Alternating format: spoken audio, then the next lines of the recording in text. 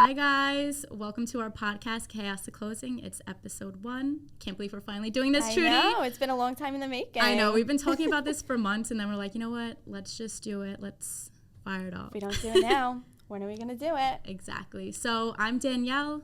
I'm Trudy. And we're just going to kind of go into a little bit about who we are. So again, I'm Danielle. I'm 27 from Merrick. I am Trudy. I'm 25 as of yesterday, and I'm from Babylon.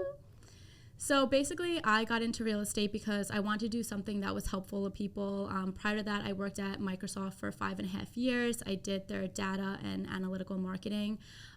Great paying job, but it was just long hours. It wasn't rewarding, and I knew if I didn't get out now, when would I? So I made the leap to real estate. So exciting. So I got my start into real estate as an executive assistant at Keller Williams in Manhasset. I was running one of the top producing teams in the office. I loved it, but I felt like I wanted to do something more for myself instead of other people. And I love all things home, all things real estate, so that's what made me make the jump. Yeah, and then I think for both of us too, we kind of had different, perceptions of what real estate would be going into it. I think a lot of it has to do with social media, if 100%, you agree, Trudy. 100%. All the TV shows, all of that, it's definitely not what it seems. Yeah, we were saying too, like you see on social media, it'll be a brand new agent and it's like sold $5 million house, $3 million house. And then Trudy and I are like, what's going on? Like we're really like busting and grinding every day. And, sometimes it's difficult to see other people's success at such an early stage. But then you see these things and it's like, it might not be their listings, it might be their teams. And even though they definitely contribute, could be a little discouraging on the other end to see people having all these listings and really in reality it's not theirs. So I think that's something that we had to like learn to deal with. Yes, and just kind of realize everybody's at a different pace. So yes, and there's enough to go around for everybody. Yeah, so. Definitely. And it definitely is smart though to use your team's listings and brand for yourself.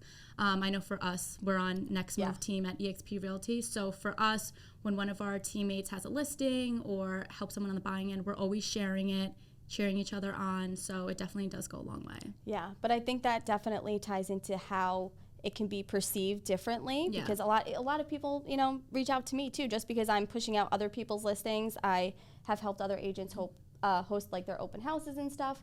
So it definitely gives a perception that maybe I'm a little bit busier than I actually am. But that definitely helps because, I think it's really just about getting your name out there and letting like your sphere know like, hey, I'm in real estate, come to me with any of your needs. And, once I made like my introduction post, even though I've been in real estate for like the last year and a half, I was like a silent agent. Nobody knew. So it's like, I can't get upset when other people are not using me as their agent because they didn't even know I was an agent because I wasn't out there posting about it. So I definitely think it's super important to use your social media and, really be your own brand. Yeah, I know. That's how I feel too. I'll see people from my high school, nobody that I ever talked to, they're years older, and I see they bought a house or sold their house. I'm like, why didn't they use me? And then I'm like, wait, Danny, like you've actually never spoken to them a day in your life? Literally. But like you were saying, it goes a long way. Social media, just pushing yourself out there. And I think that's the difference between people that, leave the industry and then succeed is just really grinding every day. It definitely is a very tough field. So just doing everything you can to get your name out there. Yeah, I totally agree. Yeah, and I think we were saying too with shows, Selling Sunset, House Hunters, it definitely gives you like a false perception. 100%. I know we were talking about House Hunters. Do you want to like talk about it a little bit? So I was making a joke to Danny the other day. I was like, it's always so funny how these people on House Hunters, it's like my husband makes crayons and I like hatch butterflies and my budget is like $5.5 million and it's just like so absurd. And actually on House Hunters, little fact, they actually already purchased the home that they are going to be living in, but they actually set up 3 different appointments at 3 different homes, but they already bought one home. So, it literally is all fake and all a lie. Right, exactly. So you're here thinking like, oh my God, they only showed them 3 houses and they were able to pick whichever one they wanted. And in reality, they already bought the house like months ago. Yeah. It's all just staged. So it's like funny to see. And then even Selling Sunset. I remember before real estate, I was the biggest fan of Selling Sunset. Oh my gosh, I know, me too. And it looks so glamorous. You have these girls dressed to the nines and they have all this makeup and they're Chanel, Louis Vuitton, 7-inch heels. First of all, nobody is showing a house with 7-inch heels. I'm sorry, unless you want to like break your neck.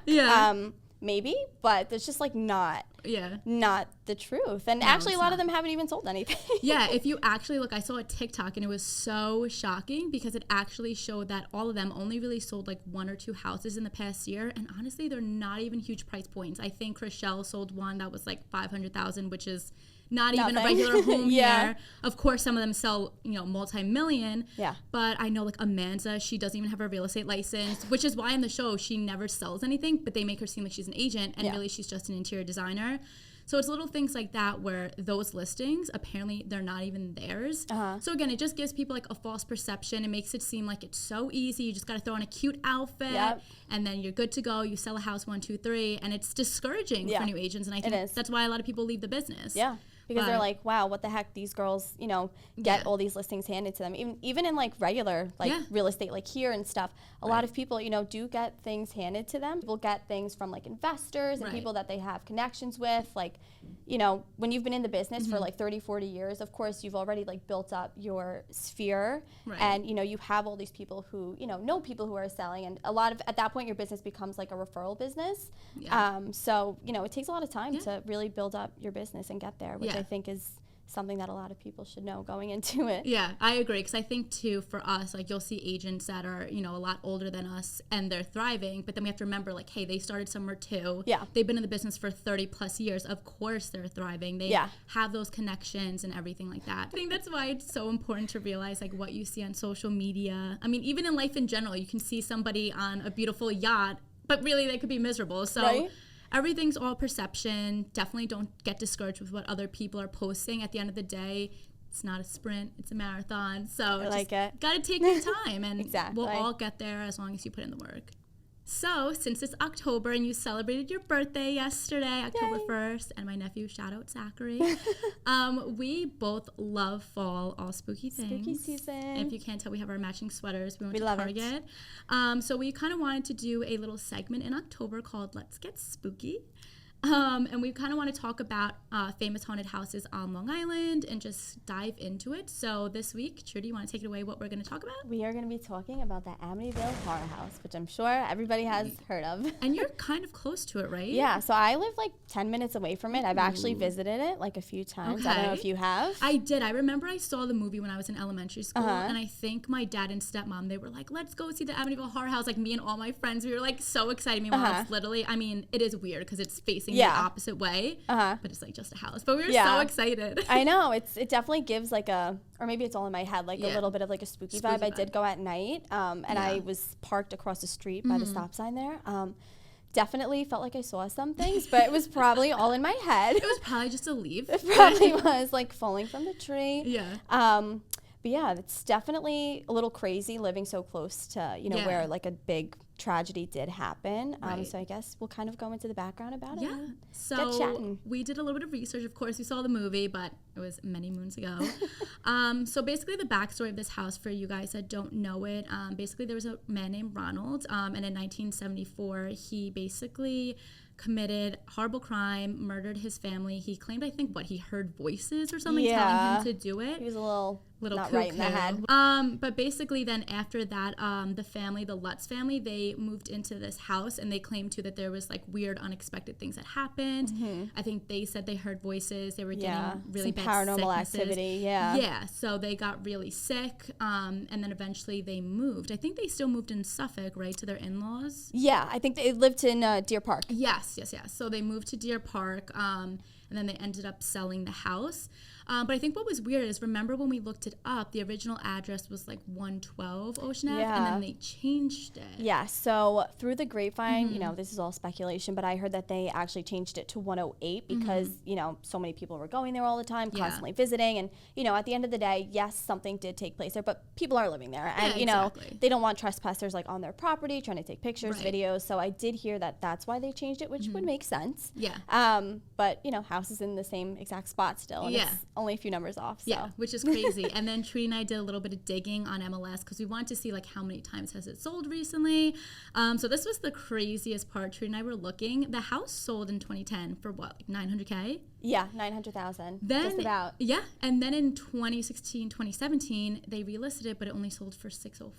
Yeah, so we're wondering if maybe in between that time period, something happened. Yeah. There was some paranormal activity. Who really knows? But we also thought that was like super crazy. Yeah. Is there was like all these rules. If you wanted to like go show the house, you couldn't bring friends and families, no pictures, no videos. And like you had to fill out a an waiver. agent. Yeah, you had to like show your ID. Like you had to literally fill out like an application to get into the house. Right. Obviously to prevent, I guess, unwanted. I'm sure there was like super fans. Yeah, like visitors and stuff, which is just super crazy to Yeah. see how, you know, a tragedy really like affects, you know, the value of your home, and just showing it, trying to sell it, list it. They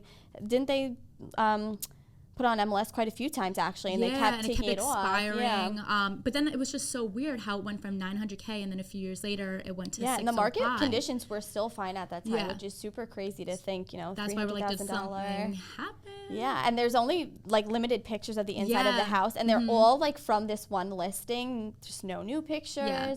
Obviously not all the rooms are captured, so it makes you wonder, is there like... And I feel like the style, like it wasn't super old, but it was a little outdated, where Definitely I'm like, if that were me and I lived there, I definitely would want to renovate everything so I had no reminder of what happened. Yeah.